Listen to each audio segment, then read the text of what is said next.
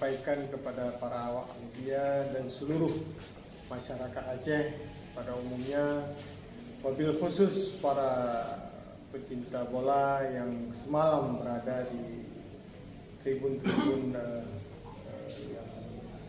di Stadion Lampineng.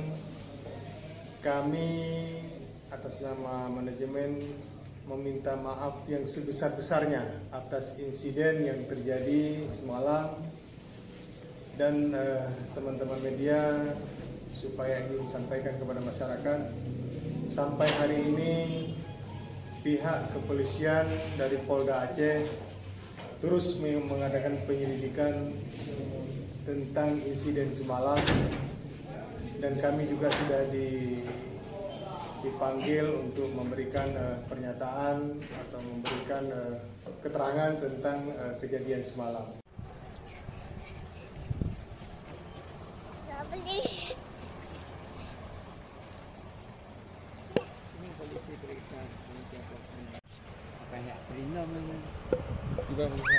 juga ada Rino yang jadi harus itu